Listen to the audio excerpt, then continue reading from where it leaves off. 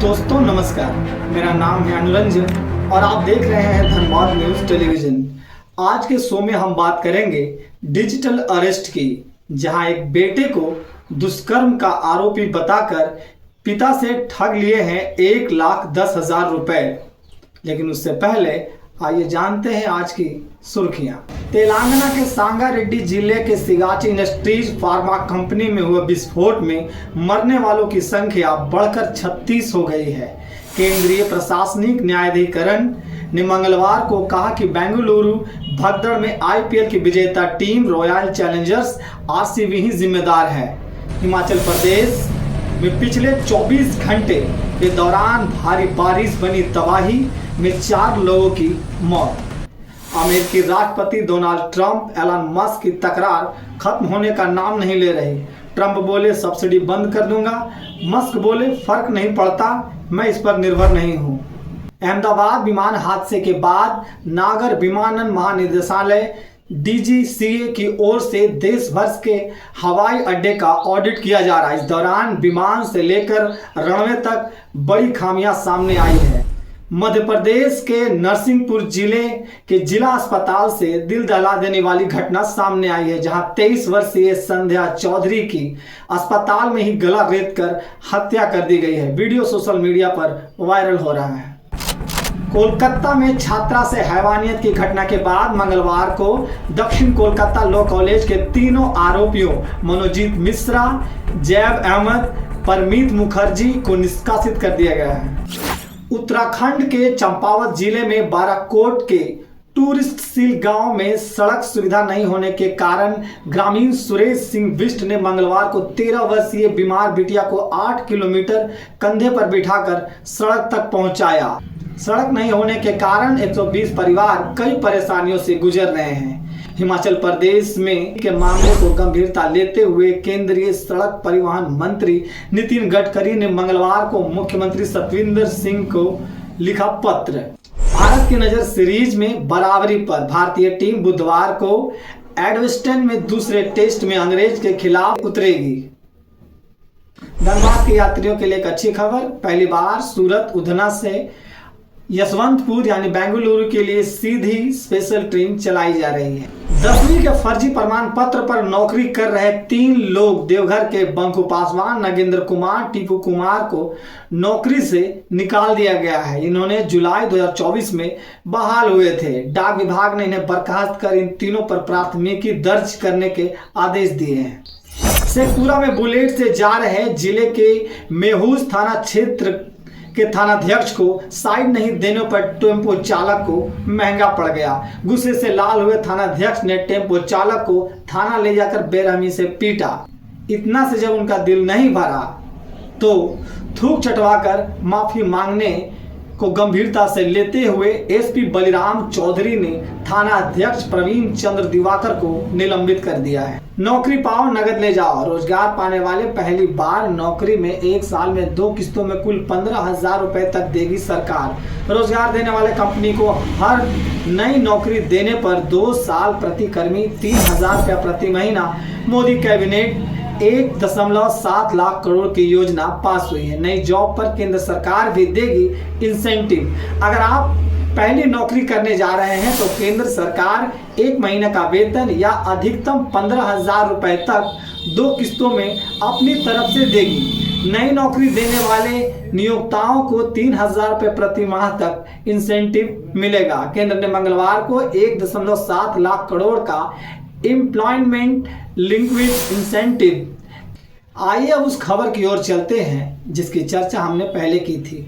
जरा सोचिए वह मंजर कैसा हो जब एक पिता अपने पुत्र की सुखद भविष्य की कामना कर रहा हो और बेटा भी पूरी ईमानदारी से पढ़ाई करके पिता के सपनों को पंख लगाने की सोच रहा हो। इसी बीच पिता को फोन आ जाए कि आपका बेटा रेप कांड में फंस गया है। अब पिता को जोरदार करंट का अनुभव होता है क्योंकि सपनों के टूटने का वक्त हो गया है और सबसे बड़ी मशक्कत है बेटे को ऐसे मामलों से निकालना।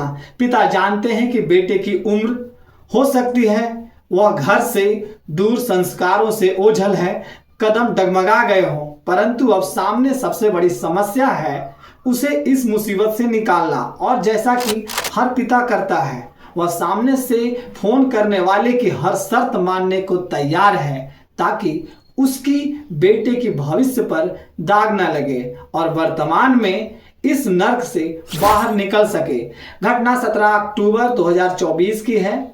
शंभू जी ने 7.5 महीने बाद पुलिस को दिए अपने आवेदन में बताया कि 17 अक्टूबर 2024 को उन्हें एक नंबर से फोन आया। फोन करने वाले ने अपना परिचय पटना के पुलिस अधिकारी के रूप में दिया। बताया कि तुम्हारा बेटा रेप कांड में पकड़ा गया है, लड़की मर चुकी है। मोबाइल लोकेशन के आधार पर तुम्हारे बेटे को पकड़ा गया है। उन्हें किसी लड़की के रोने की आवाज भी सुनाई गई। कहा गया कि केस मैनेज करना चाहते हो तो 3 लाख रुपए तत्काल खाते में भेज दो।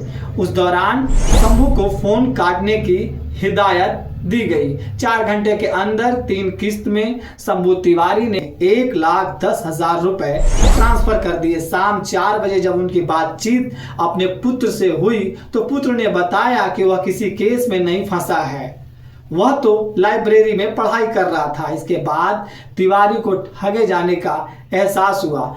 पुत्र को दुष्कर्म का आरोपी बताकर पिता से ठग ने जिस प्रकार से पैसे ऐंठ लिए और ठग ने अपना परिचय बिहार पुलिस अधिकारी के रूप में दिया। यह मामला सराय ढेला कोयला नगर निवासी शंभुनाथ तिवारी को 4 घंटे डिजिटल अरेस्ट करके रखा गया।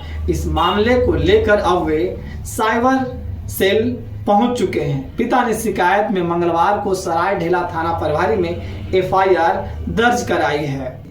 इसे खाकी का खौफ नहीं तो और क्या कहेंगे कि नकली पुलिस बनकर लोग खुलेआम जनता की गाड़ी कमाई को लूट रहे हैं और लोग थाने में इसकी शिकायत करने से डर रहे हैं।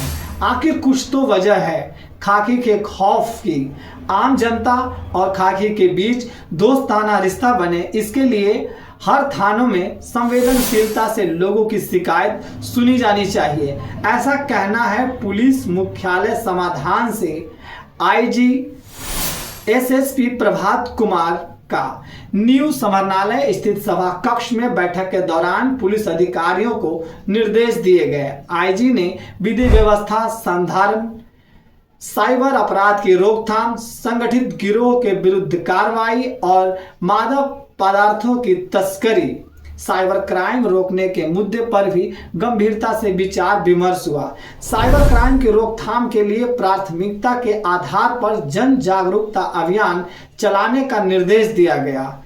थानों में लंबित मामलों की समीक्षा और आईजी ने प्राथमिकता के आधार पर निष्पादित करने का निर्देश दिया। बैठक में सीधे तौर पर उन्होंने कहा कि पुलिस और जनता के बीच दोस्ताना माहौल होगा, तभी वे लोग अपनी समस्या खुलकर थाने में आकर बताएंगे। पॉस्को व महिला उत्पीड़न जैसे मामलों को गंभीरता से लेते हुए तय अवधि में मामले की जांच को पूरा करने को कहा गया।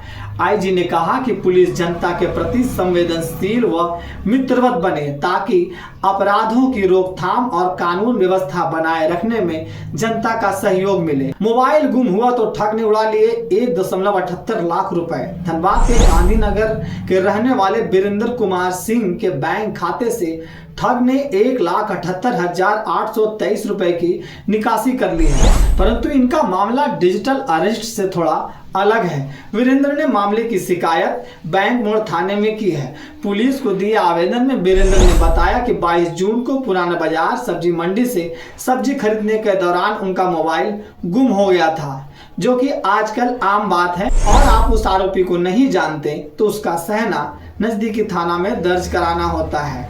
उन्होंने मोबाइल गुम होने का सहना बैंक मोड़ थाना में दर्ज कराया था। गुम मोबाइल की मदद से ठग ने उनके 2 बैंक खातों से रुपए की निकासी कर ली। हमारे चैनल की अपील है कि ऑनलाइन अरेस्ट और साइबर से जुड़ी किसी भी प्रकार के घटना होने पर अगर आप ठगे जाते हैं या फिर किसी प्रकार से फंस जाते हैं तो निसंकोच अपने नज़दीकी थाना में संपर्क करें। थाना अधिकारी इसीलिए बैठे हुए हैं ताकि आपकी मदद कर सके। हमारा कार्यक्रम आपको कैसा लगा कमेंट में अवश्य बताएं। सोशल मीडिया की इस भीड़ में हम कहीं आपसे खो न जाएं, इसलिए हमारे चैनल को सब्सक्राइब करें, बेल आइकन को अवश्य दबाएं ताकि कार्यक्रम का हर नोटिफिकेशन आपको मिलता रहे। तब तक आप रखिए अपना और अपनों का ख्याल। आपके अधिकारों के लिए सिस्टम से होगा सीधा सवाल। हम फिर हाजिर होंगे एक नई खबर के साथ। इसके साथ ही मुझे दीजिए इजाजत। जय हिंद, जय भारत।